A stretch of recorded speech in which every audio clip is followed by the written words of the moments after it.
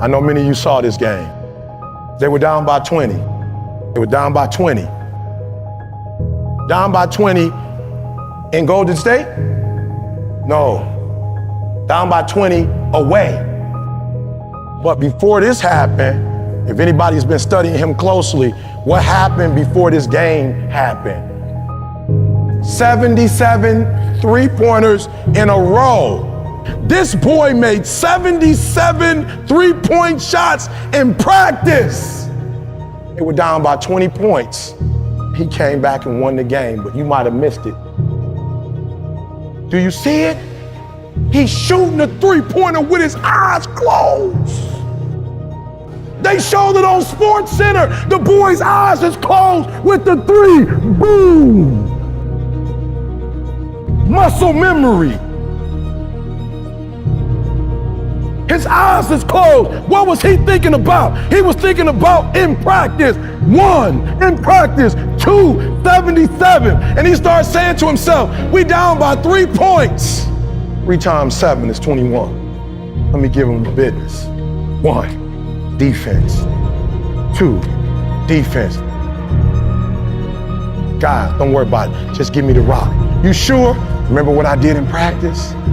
Seconds left. He not even at home. He away from home. He got his eyes closed. Boom! With one of the best defenders checking him. This kid didn't take his team to the most wins this year because of what he does in the game. This is your year. This is your moment. If not you, who would have not now win? This is you, baby. Ain't nobody stopping you but you. Can't nobody stop you but you. You not average, stop acting like it. You not average. Why you being average? You not average. Why you being good when you not good? You great. You phenomenal. When you gonna step up to the plate? You gonna let a high school dropout, somebody that lived in abandoned building, somebody ate out of trash, outdo you? I couldn't hardly read when I got to college. You gonna let me outdo you? You're greater than that. And so I need you to do me a huge favor. I need you to dig deep. It's the mindset. Like I had a victim mindset. Like everything was about somebody else. You know, it was like the outside, inside theory. You know what I'm saying? Which is terrible. It's like everything that's supposed to blow me up and take me to the next level is somebody else's responsibility.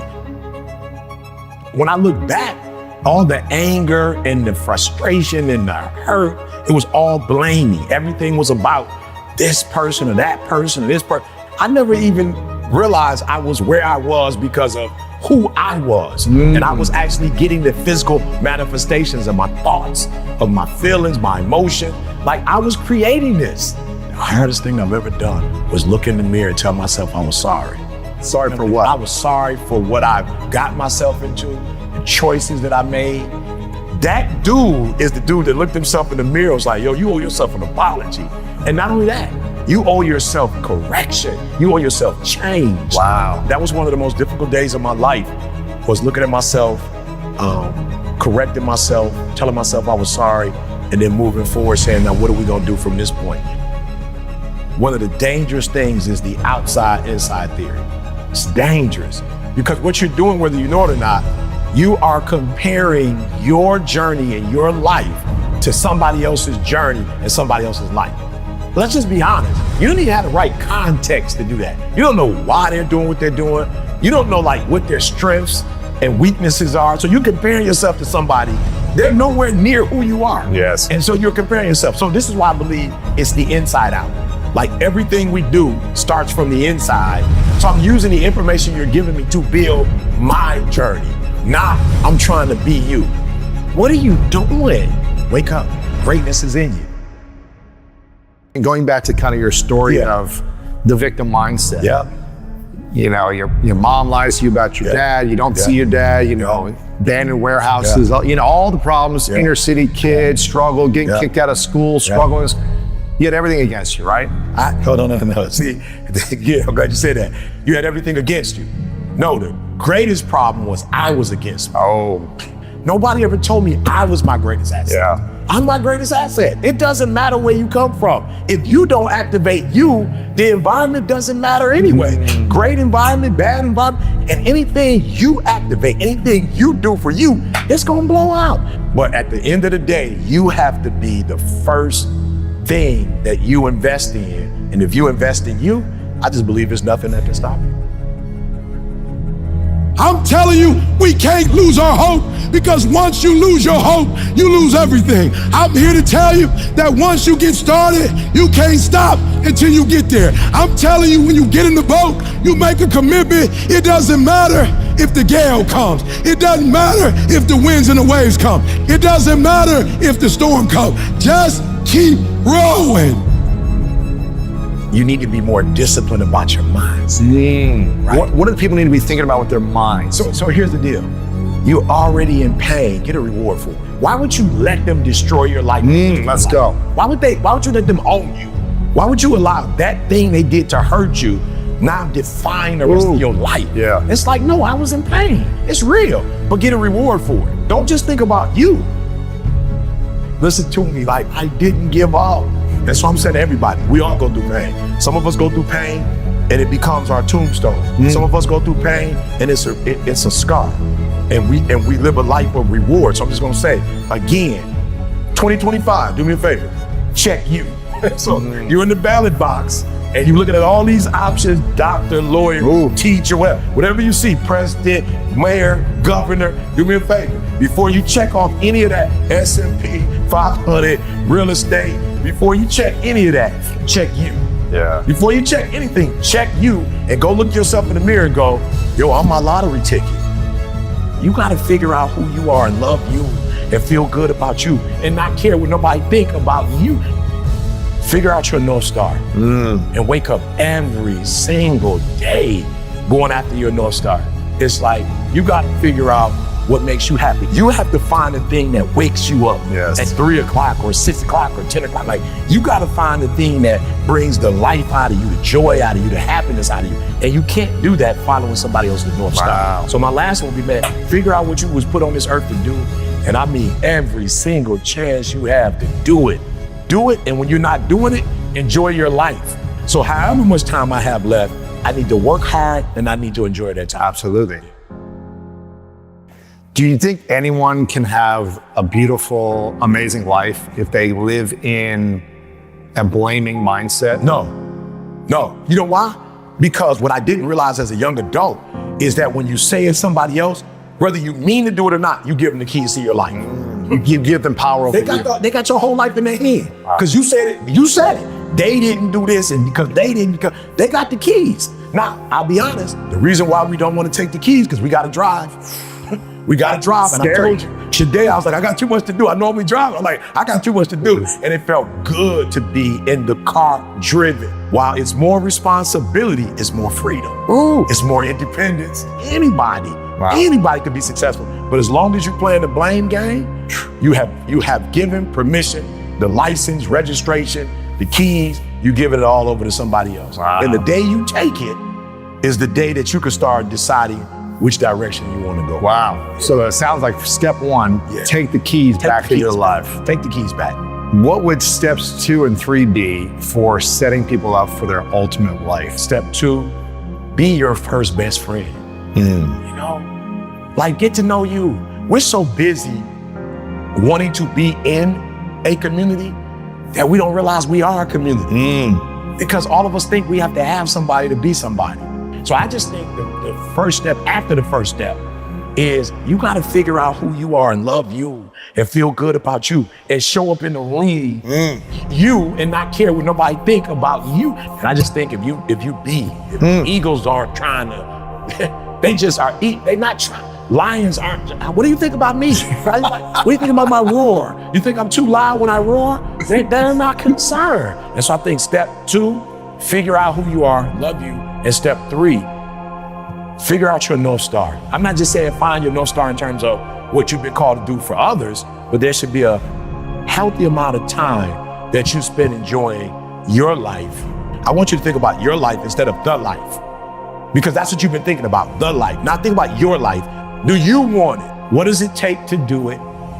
And then am I willing to do what it takes to get it? Yeah. Here's the thing. I believe if you think about it, it is only because somewhere inside of you have what it takes. Now, capacity is there. Willingness is something totally different. You wouldn't be watching or listening to if you didn't believe you were great. So you wouldn't be watching, you wouldn't be locked in. Something in your spirit has you tuned into this band because you know you're great. Now you got to say to yourself, am I willing to cooperate with the greatness that's in me? And then once you do, and you start consistently operating in that, you're gonna feel good about it. Here's what you have to do. You have to understand, Andre de Shields, I think, said, the top of one mountain is the bottom of the next. Wow. So you get to the top of the mountain, but you understand, the GED was just one, the 4th degree was just one, the master was just, after the PhD was the New York Times. After that, it's the assessments, it's the training, it's the coaching. I'm in masterminds. I get coached, right? Yep. And so it's this idea of yesterday's greatness can't be enough because I'm alive today. So if I'm alive today, it must be some more greatness in me. I didn't realize at 12 that I was great. And that's why I say you gotta check in 2025, right? Because I didn't know I was great. And once I checked it and realized how great I was like, bruh, we gonna keep doing this until the day we die. It's in you, and it's time to stop being lazy. And it's time to activate it. I love that, man. This is the time to get control of your mind. And for most of us, our mind is in control of us. This is a habit of the greats. Emotional wouldn't let me think rationally. It had me irrational. So I would say when you make emotional decisions, you get emotional consequences. Yes. But it takes meditation, it takes controlling of the mind to say, how should I behave? How should I think in this situation? And what's gonna give me the best outcomes? When it comes to being a leader and a decision maker, we're not doing emotions. We're doing empirical evidence. Wow. We're doing facts. What does the facts say? What does the research say? What does the evidence say? Okay, and based on the research and the evidence, this is the game plan. Let's go. It doesn't matter how you feel. Listen to me, coaching is everything. Why? Because think of Michael Jordan without Phil Jackson. Right. Think of Venus and Serena without Richard Williams. Like, yo, I just want you to picture Kobe without Phil Jackson. So coaching is critical, and here's what's gonna blow your mind. When you get to our level, you really need more coaching. Because we done exhausted all the stuff. You really need coaching. After Jordan won his first championship, he didn't say, I think I've got it figured out on my own. I don't need a coach. He said, let me find Tim to train me. Let me find the mindset coach, the recovery coach, make sure we're getting to the next level. They said that LeBron, look at LeBron, what he's doing right now. Oh, it's amazing, man. Bro, 40 checking dunking on 20-year-olds. Whoever had the arguments, you know what I'm saying? Because there were those of us who was alive. We watched Jordan do his thing. But bro, what LeBron is doing right now, but when I do my research and not emotional about, oh, how is he doing it? Just, hey, no, when I do my research, he's spending 1.5 million on his body and recovery coaching. And so you see the decision he made and you see, okay, yeah, he was great. But that investment that he made in himself, these decisions are based on facts of experts, and then we're seeing the outcomes of it. And so from 16 to maybe 25, it was like, okay, I'm gonna come to coaching some days I'm not, some days I'm going in, some days I'm not. And then my son was born. I was almost 25 years old, Jalen was born. And Jalen was born in 1995. And when Jalen was born, it was the day coach said to me, this is why I've been trying to train you. Because I wanted you to be the best father you could be. And so you miss some classes, you miss some lessons. Your son is here now. He needs the best version of you. Wow. We can't repeat the mistakes of the past. And so I need you to hurry up. And so when Jalen was born, from that day forward, I remember when he was born, I held him. And it was kind of like he looked at me like, you the person that's gonna take care of me? Wow. And that was the day. And this is what a lot of you are running from. It's the R word. And I get it because it's tough. Responsibility. That was the day where it's like, you got to be responsible for somebody else. You cannot I've never played a video game since Jalen was born. Wow. I've read more books since Jalen was born. That first year or two that I ever read in my life. I took my career serious in speaking. I went deep, I went heavy. And I read everything. I was in the library like an addict, just studying and studying and studying. And it was because I didn't want some of the consequences of the past to come in this generation, you know? And so for me, it was like, yo, your son's here, you gotta handle your business. And I just heard, I was more attentive. I started getting up at 6, and then I'd play this game. Daylight saving times would come. I would, say, don't follow it. Stay up at 5 is the new, and then the next year, the 4, and then I got started getting up at 3. And I started getting up at 3 o'clock in the morning because it was still. There was no dogs outside. Nobody was driving around. The family was asleep. And I was like, okay, coach, I'm sorry. Let's go back over the lessons I didn't get, and let's go over the new lessons. Like, coach me. You alluded a little bit about, you know, this version of you is kind of speaking to your 16-year-old self and saying like, here's what you need to do. Stop doing that, start doing this. Like, whether that was you in the future or God speaking to you in the future. In the future, like, hey, this is what your higher self needs you to do right now. What do you feel like your future self is saying to you now for the wisdom you need to hear to take you to the next This. You spent all of your mature life pouring into people who can't do a whole lot for you. You spent some kind of way in your soul, you feel like, because of where you were and all these people that helped you get to where, so it's like you feel like you owe people to not be in mutual relationships. Like you feel like you're so blessed and you have so much. It's almost a survivor guilt that now you just gotta be with people who you gotta pull, and you gotta be with people that you got to beg to, and you gotta be with people who you just gotta bless, and you may not get nothing back. He like, no. In this season, these relationships have always been there for you. But you haven't taken advantage of them because it's like, I gotta help and I gotta fix and I gotta help you, help you because somebody helped me. But you had to want it. You're helping people that don't even want to be helped. They want a handout. They don't want to be helped. Now, the rest of your life, son, be in relationships where it's mutual. Receive. Get in these mutual relationships and get something.